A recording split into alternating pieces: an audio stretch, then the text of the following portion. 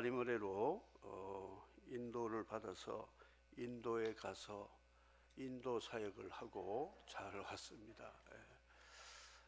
인도라는 나라가 네팔 바로 밑에 히말라야와 붙어 있는데, 하나님께서 뜻이 계셔가지고 히말라야 벨트를 만들어 가시는 것을 경험을 했습니다.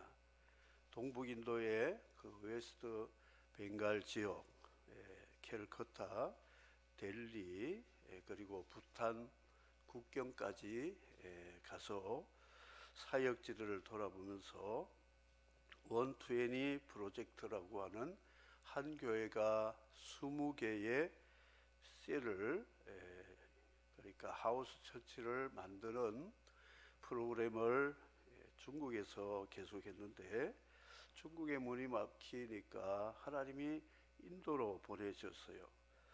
11월 15일자로 80억이 넘었다고 유엔의 보고가 있습니다.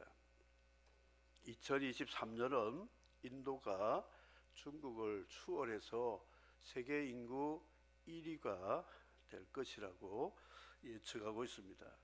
인도는 도마 사도가 순교한 한 순교의 피를 흘린 땅이고, 그곳에는 지구촌에서 한 나라의 종족들이 제일 많은 나라가 인도입니다. 그곳에서 모기와 전쟁을 하고 게스트룸 신학교에서 밤새 모기와 싸웠는데, 우리 대한민국에 오니까 또 추위와 싸워야 되는 그런 지구가 참 크다 하는 것을 다시 한번 느꼈습니다. 그 종족들 신학교 가운데는 주님 뜻대로 살기로 했네, 이 찬양을 부르다가 순교한 그 지역의 부족 학생들이 10명 이상이 있고, 오리사 지역에 순교를 한 그 지역의 청년들이 나와서 신학을 공부해서 자기 종족, 부족을 전도하겠다는 사역자들이 있는 그런 곳에 가고 그랬습니다. 말씀 후에 영상으로 잠시 보고가 있겠습니다. 우리는 에벤에셀, 여기까지 우리를 도우셨다. 이게 에벤에셀입니다. 에벤에셀은 여기까지 도우셨다. 임마누엘은 저기까지 도우신다. 우리 그리스도인들은 지금 여기까지 하나님 은혜로 살았고, 앞으로 세상 끝날 그날까지 나와 동행하실 것이다, 이런 임마누엘 믿음, 이것으로 살아가는데, 성탄절 4주 전부터 아벤트라고 하는 대강절, 대림절, 강림절이라는 절기를 우리 선배 교회들이 지켜왔습니다. 주님이 오시면 그냥 우리가 영접하지 않습니다. 손님이 오신다고 하면 집안 청소하고 음식 준비하고 마음가짐을 가지고 기대를 가지고 준비하듯이, 성탄절 의미는 우리를 구원하러 오시는 예수님을 우리가 영접하는 준비의 기간이 바로 대림절, 오늘부터 4주는 대강절이라고 이렇게 지키고 있습니다. 신앙생활은 농사와 같습니다. 농부들이 씨를 뿌리고 기다립니다. 씨를 뿌리면 콩나물처럼 그냥 매일매일 자라지만 최소한 4, 5개월은 지나야 1년 씨앗을 열매로 먹을 수가 있다는 것이죠. 신앙생활은 설쳐가지고 되는 일이 하나도 없습니다. 2022년 마지막 잎새 한 장이 남아 있습니다. 이 달력이 끝나면 이제 새 달력을 걸게 될 것인데, 우리 그리스도인들은 내가 죽을 날이 언젠가 이것 생각하지 마시고 내가 영원히 살 시작이 언젠가 이렇게 생각하면 죽음의 공포에서 벗어날 수가 있을 것입니다. 한국 사람들은 기다림이 연습이 되지 않았습니다. 어느 분하고 같이 식당을 갔습니다. 그런데 주문을 했는데 20분 가도 나오지 않습니다. 한국 사람 20분 기다린 게 굉장히 길거든요. 그래서 친구분이 목사님 갑시다. 딴 식당 갑시다. 너무 기다려요. 그래가지고 그냥 나왔어요.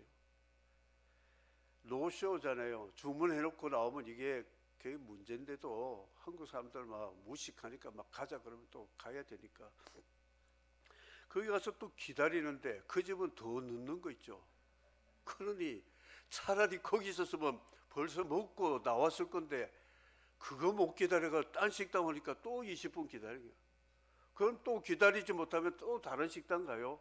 그러면 1시간 동안 밥 못 먹고 왔다 갔다 하다가 시간 다 보는 거예요. 그냥 한 자리 눌러 앉아가지고 죽어라 하고 기다리면 나오는 거예요.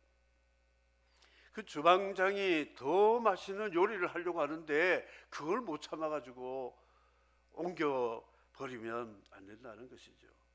세례 요한이 죽도록 선지자의 사역을 다 마치고 헤롯의 죄를 책망하다가 감옥에 갇혀가지고 순교의 목배임을 당할 날을 기다리고 있는데 자기보다 6개월 후에 사역하신 예수 그리스도가 메시아인 줄 분명히 알고 있는데 주님이 오셨다면 이런 상황을 좀 바꿔야 되지 않느냐. 헤롯을 한번 심판해서 죽이고 핍박당하는 성도들을 좀 자유를 주고 나같이 이렇게 복음 전하다가 감옥에 갇혔으면 예수님이 능력으로 천사를 보내가지고 감옥에서도 좀 나오게 해주시고 이래야 되는데 주님이 신방도 한번 안 오시는 거 있죠. 섭섭한 마음이 생겨가지고 제자들에게 예수님께 보내가지고 물어보라 그랬어요. 당신이 예수냐 누구냐 아니면 다른 메시아를 기다려야 되느냐 이렇게 물어보라고 했습니다.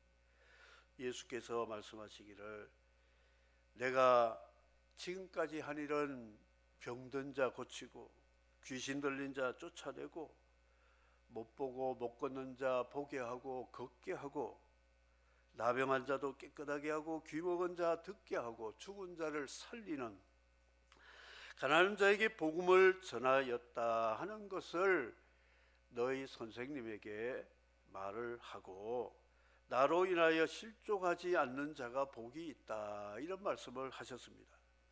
이 말씀은 이사야 선지자가 예언한 메시아가 오시면 이런 고난 당한 자를 치료하시는 죄로 말미암아 맹인되고 걷지 못하고 죄로 인하여 더러워지고 고통받는 사람들을 구원하는 상징적인 치유 사역을 통하여 예수가 메시아라는 것을 너희 선생님에게 이야기하라 이렇게 말씀을 하셨습니다. 요한은 그동안 메시아를 기다리고 있다가 그분이 오시니까 세례를 주면서 너무 기쁘게 세례를 주님께 베풀고 성령이 비둘기같이 임하고 하늘에서 사랑하는 아들이 예수라는 것을 분명히 보았음에도 불구하고 자기가 고난받는데 주님이 오셔가지고 신방하시고 뭔가 세상을 바꾸어야 되는데 하는 이 안타까움 때문에 질문을 했습니다. 그러나 제자들이 간 다음에 예수님은 예수님의 제자들에게 여인이 낳은 자 중에 요한처럼 큰 사람이 없다. 광야의 소리와 같이 자기 직무를 충실히 감당한 사람이라고 칭찬을 하였습니다. 세례 요한같이 믿음이 좋은 분들도 시간이 지나가면 지치고 힘들어서 낙심을 날 때가 있는데 주님은 기다려라. 기다리는 것이 신앙이다 그랬습니다. 하늘밥집을 저와 매일 올리는데 인도에서는 시차도 있고 사역들도 많아서 새벽에 어떨 때는 새벽 3시 일어나가 준비하고 보내고 사역지에 가서 갔다가 저녁에 돌아와서 또 이렇게 하고 하는데 기다리는 분들이 목사님 왜 밥 안 줘요? 그런 분이 계시더라고. 그러니까 아유 이거 내가 또 해야지. 그게 굉장히 도전이 되고 저는 감사하게 생각을 합니다. 어쨌든 우리는 기다리는 삶이 우리 신앙의 좋은 신앙이 될 수 있다는 것입니다.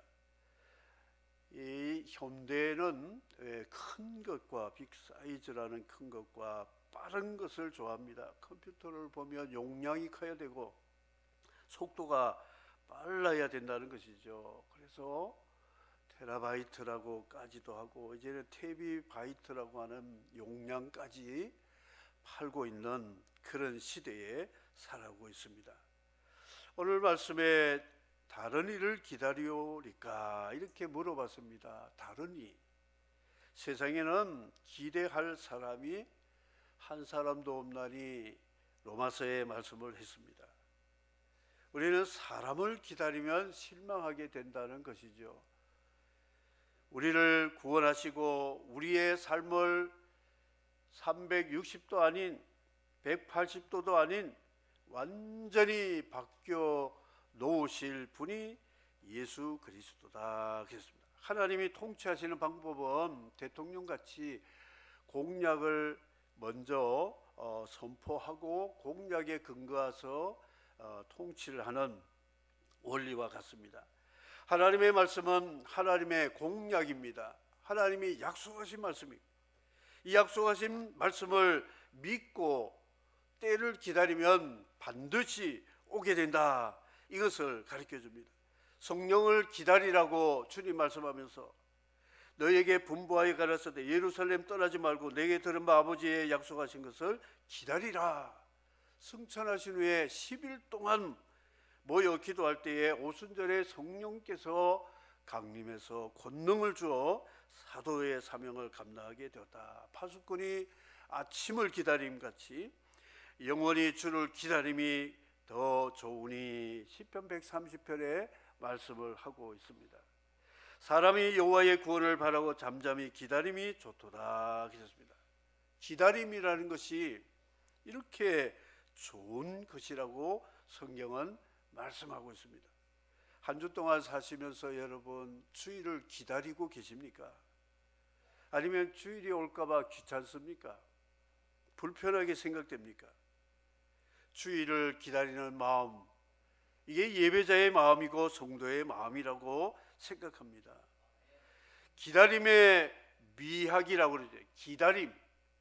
그래서 우리 신앙은 빨리보다도 천천히 기다리는 것, 농사하는 것. 홍수를 말씀하신 하나님이 120년을 기다리도록 했습니다. 우리 같으면 지쳐가지고 망치, 톱 다 집어던지고 에이 못해 먹겠다. 아니 홍수 내린다고 하셨으면 최소한 제가 기다리면 1년은 기다리겠는데 비가 안 와요.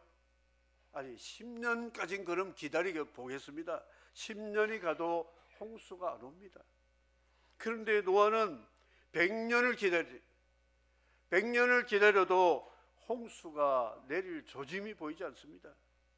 그래도 하나님은 거짓말하지 않고 신실하신 분이니까 믿고 또 8식구 모여가지고 뚝딱거리면서 배를 만들기 시작하는 거예요. 119년이 와도 홍수가 안 옵니다. 이제 120년 차가 되었는데 하나님이 노아와 그 정결하고 부정한 짐승들 다 몰아 넣어서 문을 이제 닫기 전에 또 하나님이 기다리게 하셨습니다. 일주일을 더 기다리게 하셨습니다. 120년의 알파 한 주간을 더 기다리신 것은 한 사람이라도 더 구원받도록 하기 위해서 하나님의 기다림의 자비라고 하는 것이죠. 우리가 지금 나이가 먹고 한 해가 또 지나가면 한 살이 더해 가는데 하나님은 우리를 기다리고 계신다는 거죠. 뭔가 우리에게 좀 부족한 것이 있으니까 이거를 2020년도에는 다 채워라 했는데 부족해요. 그럼 내가 1년 더 선물 줄 테니까 2023년도까지는 내가 바라는 그 삶을 살아야 된다. 기다리도록 하나님이 기다리시지 않을까, 이렇게 생각해야 된다는 것이죠. 하나님은 절대로 거짓말하지 않습니다. 인도에서 어저께 아침 6시 도착인데 남해에서 결혼 주례가 2건이 있었습니다. 주례 힐링센터라고 있어요. 그 직원들이 저를 주례해달라고 벌써부터 준비를 했는데 바로 제가 오는 날짜하고 딱 겹쳐가지고 물을 수도 없고, 그런데 이 6시 도착하니까 짐 찾고 하니까 6시 반이 지나갔습니다. 그리고 8시 비행기를 타고 김포에 와서 달려가야 조금 여유가 있는데 달려가는 사이에 시간이 거의 다 되어버렸어요. 전철도 늦게 뭐 이렇게 돼가지고 오는 길에 다른 비행기 9시 반 비행기를 예약하고 이걸 취소를 했어요. 그러면 10시 반에 도착인데 1시에 결혼식인데 김에서 아무리 달려도 2시간 그거 쉽지 않은 것이거든요. 그래서 그거라도 하고 전화를 해서 기다리도록 하자 하고 타려고 하는데 전화가 왔어요. 신랑이 급해가지고 목사님, 김포에서 진주 가는 비행기 표가 있어가지고 제가 끊었으니까 그거 타고 오세요. 김해로 올려다가 바로 한 몇 분 전에 전화가 와가지고 진주로 가래요. 진주 계산해 보니까 10시 반에 진주 도착하면 남해까지는 충분한 시간이, 거기서 또 차가 이제 대기하고 있으니까 저 비행기 안에서 잠을 못 자면서 이거 늦으면 두 집 결혼식이 완전히 엉망이 될 텐데, 다 안 믿는 가족들이 있을 텐데 하나님 영광 가리면 안 되니까 하나님 좀 넉넉히 식장에 갈 수 있도록 기도해 주십시오. 기도했는데 직원들한테 스튜디오들한테도 물어봐도 이건 불가능한 일이라고 자꾸 말을 하는데, 그런데 마음에는 기도하면 들어주신다는 평안 때문에 넉넉한 시간 도착하게 해주세요 막 이렇게 했는데 가서 도착해가지고요 1시간 20분 동안 기다렸습니다. 아멘도 안 하시네. 희한한 걸 저 느꼈어요. 정말 희한합니다. 기도가 그렇게 희한한 줄 몰랐어요. 도대체 계산해도 넉넉한 시간이 없는데 미처 생각하지 못한 그런 것을, 그 토요일 시간이 없는데 딱 2좌석밖에 없어요. 부산의 목사님과 같이 갔기 때문에 2좌석이 딱 생겨가지고 그분은 부산 가고 저는 여기. 그래서 믿음을 가지고 기도하면 모든 것이 해결된다, 이런 것을 느끼고 감사를 했어요. 그리고 한 팀 마치고 나서 4시 반에 또 그 자리에 다 음식 치우고 이렇게 했는데 하나님 은혜로 이렇게 다 하게 되었어요. 그러니까 하나님의 일은 믿음을 가지고 기다리면서 하게 되면 모든 것을 합력하여 선을 이루신다는 하나님의 손길을 느낄 수가 있습니다. 나로 인하여 실족하지 않는 자는 복이 있도다. 예수님은 우리를 절대로 실망시키지 않습니다. 하나님 앞에 믿음을 가지고 지금은 힘들고 어려워도 기다리고 인내하며 기도하면 하나님은 반드시 우리를 생명과 행복으로 이끌어 가실 것을 믿으시기를 바랍니다. 우리 주변에 사람들이 많습니다. 가족들이 있습니다. 형제들이 있고 친척들이 있고 이웃들이 있고 동료들이 있고 많은 나와 관계 맺는 사람이 많지만 이제 주님이 부르시는 그날에는 내 주변에 있는 사람 다 떠나가고 나는 오직 주님만 만나서 주님과 함께 영원히 살 그때가 영생에 들어가는 그날이다. 죽을 날을 계산하지 말고 영원히 살 날이 이제 얼마 남았는가 이걸 생각하면 소망이 된다는 것이죠. 그래서 이 대림절에 우리 해야 될 건 뭐냐? 농부가 넉 달 동안 열심히 갖고 왔는데 가을에 보니까 열매가 다 엉망이에요. 제대로 되지도 않고 익지도 않고 하면 얼마나 실망이 되겠습니까?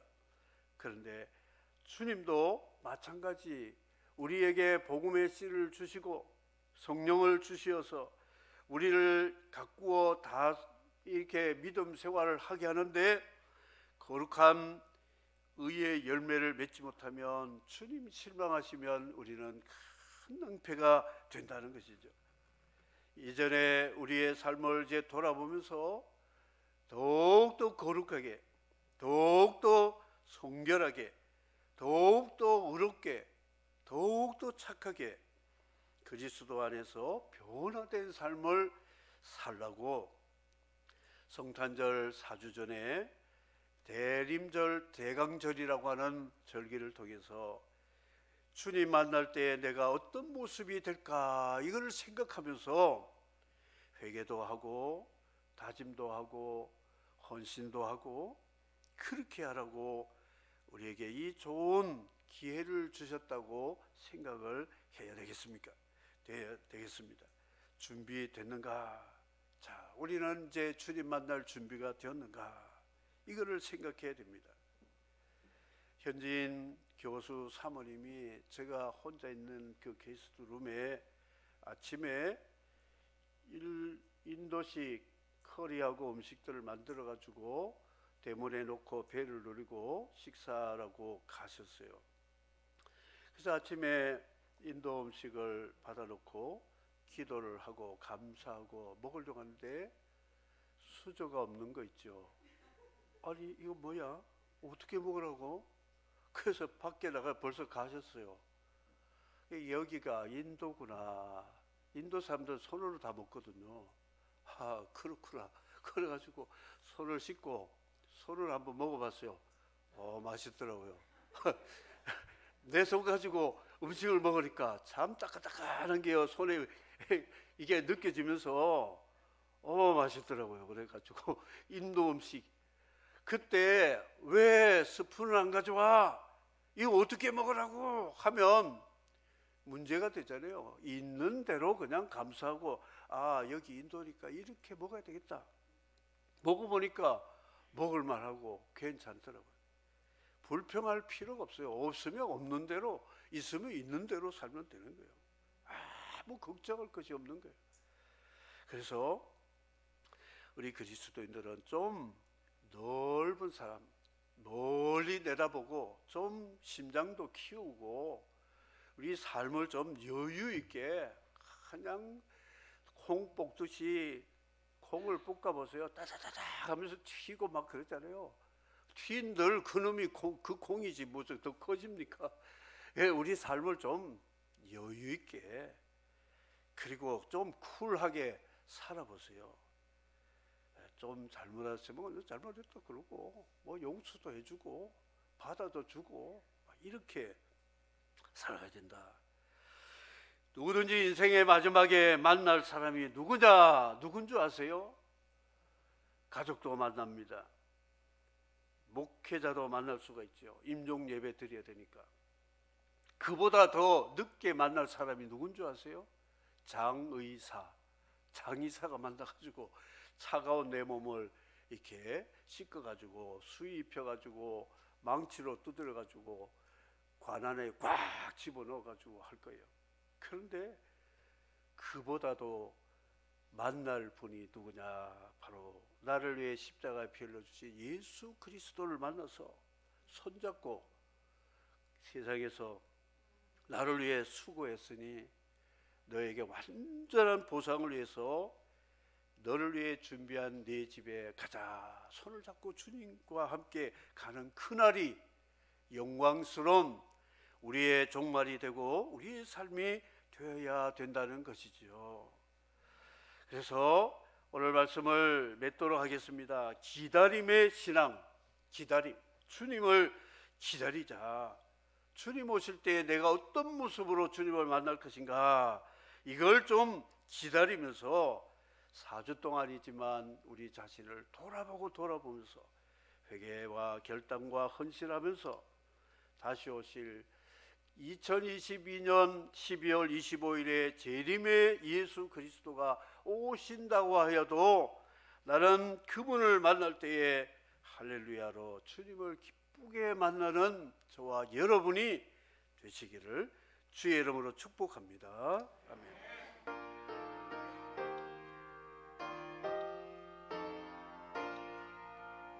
주 하나님 독생자 아낌없이 우리를 위해 보내주셨네.